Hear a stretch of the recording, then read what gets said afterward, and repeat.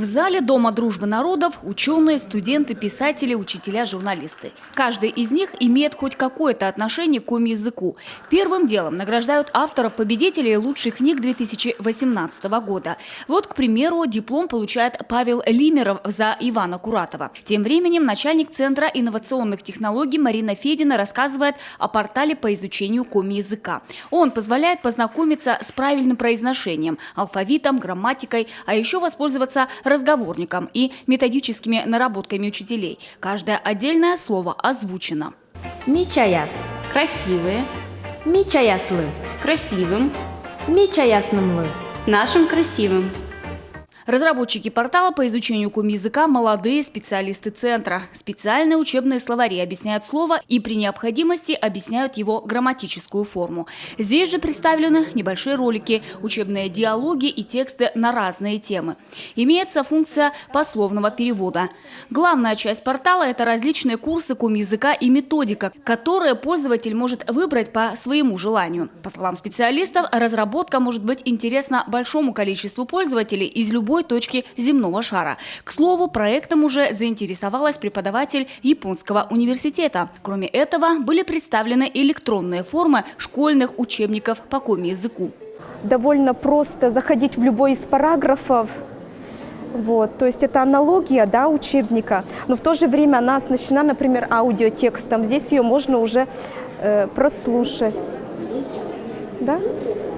Кроме того, как визуалом, да, читать, просматривать, и еще улавливается весь текст на слух для правильной постановки речи, звуков обучающимся. В настоящее время электронные учебники по коми-языку апробируют образовательные организации 12 муниципальных образований коми. Кроме того, педагоги пользуются и другими мультимедийными формами обучения, как, например, интеллектуальные игры. Они есть как на русском, так и коми-языках. Фишкасы пожалуйста, оти это общение, когда мы В детстве любили играть фишками, от одного пункта добираться до другого. Играют два человека или две команды. Надо, например, ответить, как называется то или иное лесное животное.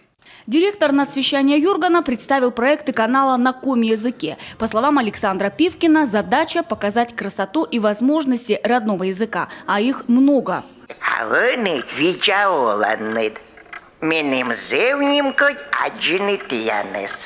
Дублированием художественных, документальных и мультипликационных фильмов Юрган занимается не один год. Это непростая задача. В процессе задействованы профессиональные артисты. Они же участвуют и в съемках фильмов на коми-языке.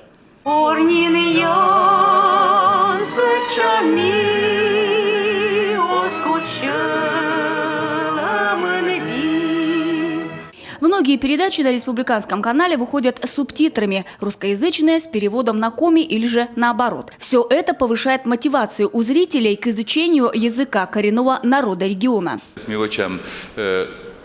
Передача Том Ясли